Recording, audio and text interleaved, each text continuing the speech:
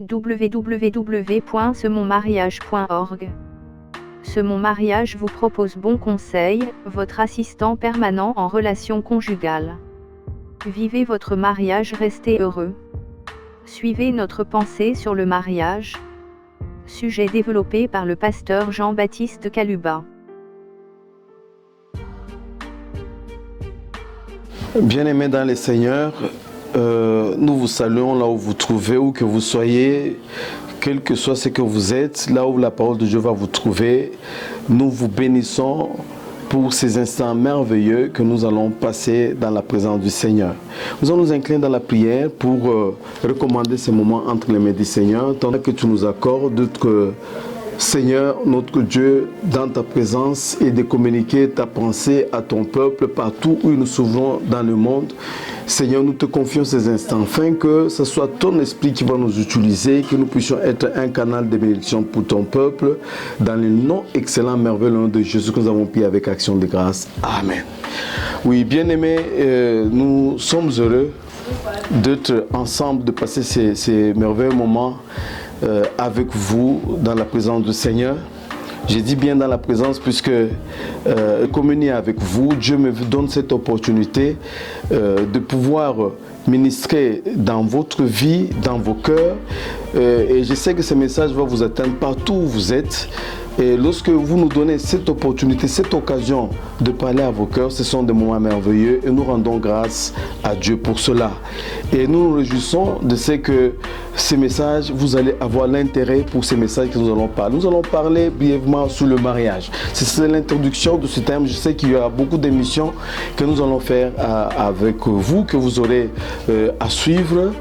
Et je sais que vous avez déjà entendu parler du mariage. Le mariage, ce n'est pas un terme nouveau pour chacun de nous, mais cependant, c'est toujours lorsque il y a quelque chose, une grâce particulière que Dieu donne à un homme de Dieu pour que vous puissiez encore ajouter sur la connaissance que vous avez quelque chose sur le mariage, c'est toujours le bienvenu. C'est le cas pour aujourd'hui.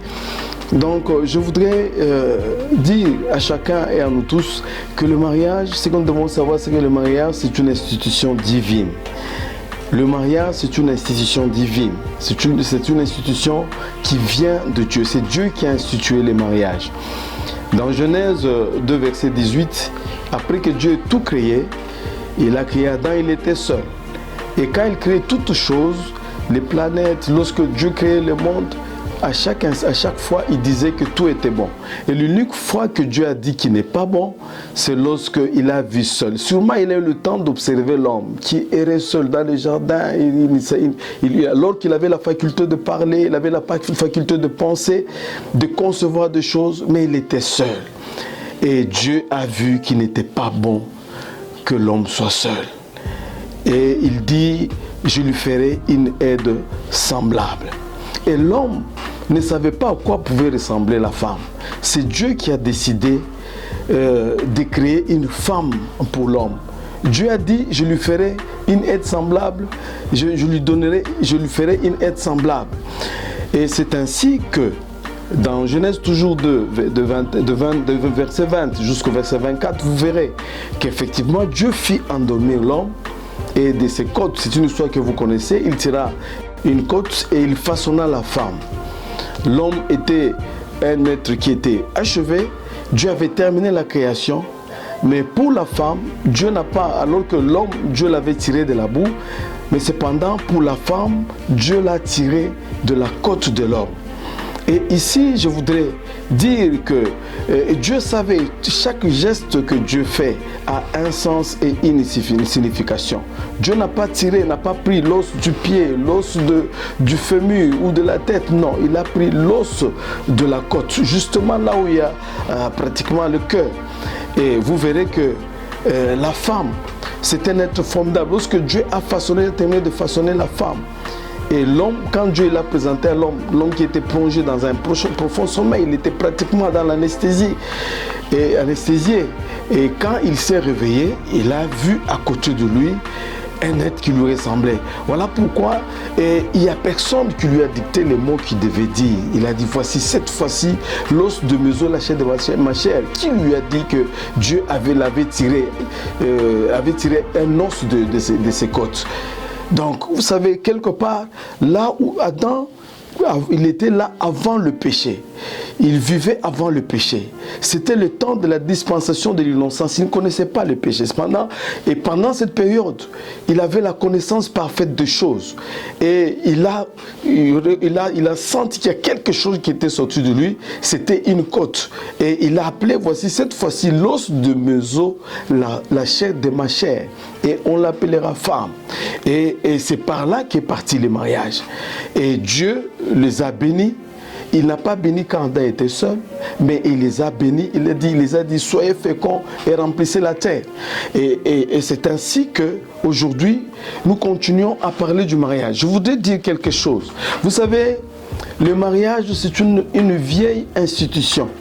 Elle est aussi vieille que le monde, puisque le mariage a commencé quand Dieu a fini de créer le monde. La première institution que Dieu a établie, c'est le mariage. Et le mariage est aussi vieil que le monde. Mais cependant, le mariage qui est si vieil que le monde est tout nouveau. Le mariage est nouveau et en même temps nouveau pour les gens qui y entrent. C'est comme si c'est hier seulement que Dieu a institué, a créé cette institution qui est le mariage. Pourquoi? Puisque les gens qui sont appelés à entrer dans le mariage, ils ne voient pas quelque chose d'ancien. C'est comme du vieux vin, mais que l'on met dans des outres neuves, dans de nouveaux outres. Et c'est comme ça que les gens qui entrent dans le mariage, pour eux, ils ne pensent pas que le mariage est quelque chose d'ancien, de vieux. Non, c'est quelque chose de nouveau. Elle a gardé le mariage, a gardé sa même beauté. Et le mariage a gardé sa même substance. Le mariage a gardé son intégrité depuis le commencement jusqu'aujourd'hui. Le mariage d'Adam et le mariage institué par Dieu dans le jardin d'Adam et Ève, c'est le même mariage aujourd'hui. Et quand je parle ici du mariage, c'est le mariage hétérogamique et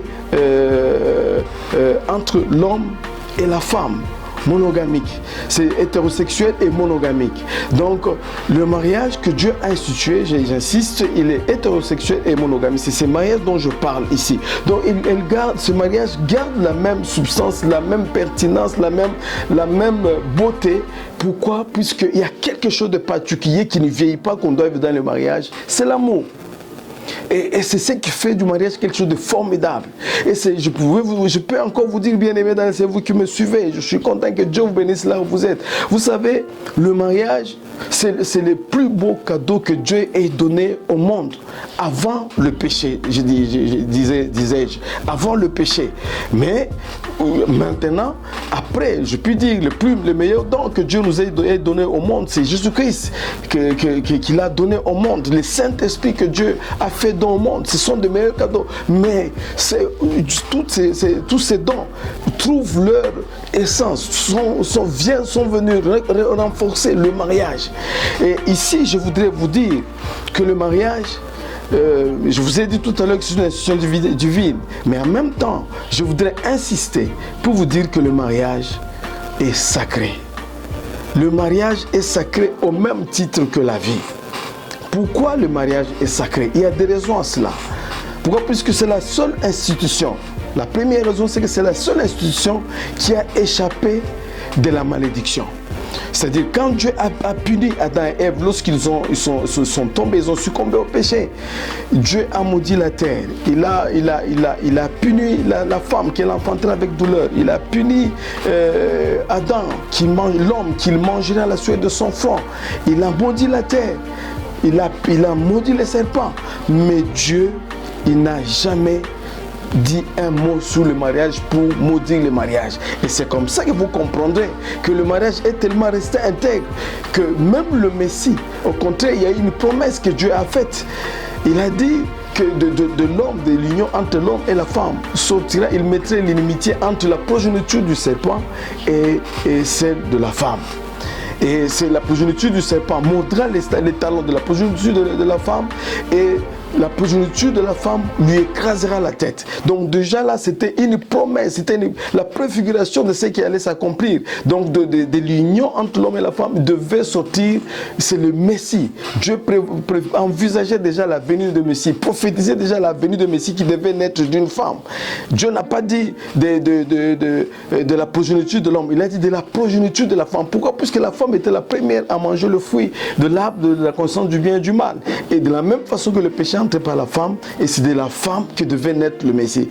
Et c'est comme ça que le Messie est né, bien sûr, dans un ménage. Il est venu dans un couple qui était préparé pour le fiançailles. Donc il est venu dans une union. Il est venu renforcer encore le mariage. Et aussi, je peux aller plus loin pour vous dire que vous savez, le premier miracle que Jésus-Christ a accompli, c'est aux noces de Cana. Le premier miracle, c'est pour montrer, il est venu encore me donner la joie dans le mariage. Il est venu donner encore les goûts à ceux-là qui doutent encore, à ceux-là qui n'aspirent pas à se marier. Il est venu encore donner du goût au mariage. Voilà un peu ce qui est le premier aspect dont je parle, que le mariage est sacré. La première raison qui fait que le mariage soit sacré, c'est que c'est une institution qui a échappé à la malédiction. Ça, c'est la première raison. La seconde raison que vous devez savoir, c'est que le mariage, c'est une institution qui sera l'unique institution qui sera importée de la terre pour le ciel. C'est le mariage. Donc au ciel, il n'y a jamais eu de mariage. Mais l'unique fois où il y aura mariage au ciel, c'est lorsqu'il y aura noces entre l'époux, qui est notre Seigneur Jésus-Christ, l'agneau, et l'épouse qui est l'Église. C'est à ce moment-là qu'il y aura mariage. C'est la seule institution qui sera importée au ciel. On n'aura pas besoin. Il y a déjà un roi, le roi de rois, le Saint de Saints. Il est déjà là au ciel. L'époux est déjà au ciel. On n'aura pas besoin de villa, on n'aura pas besoin de chef d'État. Non, on aura besoin. Nous allons passer. On est en train de préparer. Aujourd'hui, on prépare les noces. Les noces entre l'époux qui est l'agneau, qui est notre Seigneur Jésus-Christ, et l'Église qui est son épouse. Et ça, c'est formidable. Donc, le mariage est sacré. C'est c'est une institution qui est sacrée, puisque c'est la seule chose que Dieu va tirer de la terre, puisqu'il n'y a jamais eu. Les anges ne se marient pas puisqu'ils n'ont pas de sexe. Les anges, il n'y a jamais eu de mariage au ciel. Mais l'unique fois où il y aura mariage, c'est quand l'époux va prendre de son épouse qui est l'Église. Voilà, pour ces raisons, le mariage est sacré, et je tiens à ce que nous puissions vraiment, que tout le monde aspire au mariage. C'est vraiment un don que Dieu a donné, parmi les meilleurs dons que Dieu a donné à l'humanité, à l'homme. Et pour vous qui doutez d'entrer dans le mariage, je vous conseille le mariage, c'est une bonne chose. Avoir une femme, avoir un homme à ses côtés, c'est vraiment quelque chose de merveilleux. C'est un don merveilleux. Et pourquoi? Puisque dans le mariage, on est appelé à vivre l'amour. C'est dans le mariage où on se sacrifie pour l'autre. On cherche à... C'est l'amour, c'est une joie partagée. C'est un bonheur partagé avec l'autre. Et c'est dans le mariage où on expérimente cet amour. Bien sûr, bien entendu, en dehors du mariage, on doit aimer les autres. Mais particulièrement dans le mariage, il y a tellement beaucoup d'aspects qui ne demandent que l'amour pour que le couple puisse s'édifier, afin que de tout ce que Dieu a promis, les bénédictions que Dieu a promis Adam et Ève s'accomplissent. C'est dans l'amour. C'est dans l'amour que l'on procrée, que l'homme perpétue son espèce. C'est dans le mariage. Et c'est à cause de cet amour que l'homme expérimente dans le mariage qu'il peut arriver même à procréer et à aimer ses enfants. C'est pratiquement la cellule nucléaire de la société. C'est la cellule nucléaire de la société. Bref, je voudrais vous dire que le mariage, c'est vraiment un don que Dieu a donné à l'humanité. C'est une chose merveilleuse. Et quand nous entrons dans le mariage ne doit pas être occulté, ne doit pas être cette maison. Et j'ai conseil ici pour ceux qui sont déjà mariés. Le mariage ne doit pas être comme cette maison hantée, l'image de cette maison hantée où d'autres personnes veulent sortir alors que d'autres personnes veulent entrer. Non, c'est puisque quelque part on n'a pas expérimenté le véritable amour. Et ici, quand je parle de l'amour, amour, ce n'est pas l'amour héros, ce n'est pas l'amour philos, mais c'est l'amour agapé, l'amour agapé. Cet amour qui émane de la volonté. On apprend à aimer l'autre et avec ses qualités et ses défauts. J'aime bien épouser, c'est-à-dire on accepte l'autre avec ses qualités, avec ses défauts, dans le but de l'aider à s'améliorer. Et c'est ça le véritable amour. Donc on accepte de se sacrifier pour l'autre. Et c'est ça en fait les véritables amours. Et vous verrez que si on réussit son mariage, quelles que soient les responsabilités que l'on peut occuper, on peut réussir à diriger. Pourquoi? Puisque on a réussi déjà un défi de réussir à construire un foyer, de réussir à aimer sa femme comme soi-même, à réussir à aimer ses enfants, à les élever dans la crainte du Seigneur et avoir un mariage stable. Et ça, lorsqu'on parvient à le faire, c'est que quelque part, quelles que soient les responsabilités qu'on peut occuper dans la société, on peut le faire, puisque la base de la société et toute société, lorsque la société est décomposée, il ne faut pas chercher ailleurs, il faut aller voir au niveau de la famille, il faut voir au niveau du mariage. Et prochainement, peut-être nous aurons l'occasion de vous parler du choix du conjoint. Et tout part de là. Peut-être il y a d'autres personnes qui, lorsque le mariage n'a pas abouti, où les personnes vivent le cauchemar au lieu de vivre le véritable amour, mais vivent l'enfer dans le mariage, quelque part, ce n'est pas en fait la faute de Dieu, puisque Dieu, il n'a jamais touché au mariage. Le mariage est resté tel qu'il a créé de la création. Il n'a pas été touché par la chute de l'homme, par les conséquences du péché, mais plutôt le mariage est resté intact jusqu'à aujourd'hui. Et Dieu a valorisé le mariage. Et aujourd'hui, s'il y a des gens qui ne parviennent pas, qui n'ont pas réussi leur mariage, qui ont fini malheureusement par le divorce, puisque la Bible nous dit dans Matthieu 19, verset 6, que personne ne se passe ce que Dieu a joint. Le mariage est indissoluble. Mais s'il arrive, les circonstances font que, en dehors de l'infidélité, bien sûr, en cas d'infidélité, là, la Bible autorise la séparation. Et continuez à rester connecté à ces sites, à ces sites, et je sais que Dieu ne manquera pas de vous faire du bien. Je vous bénis, que Dieu vous bénisse.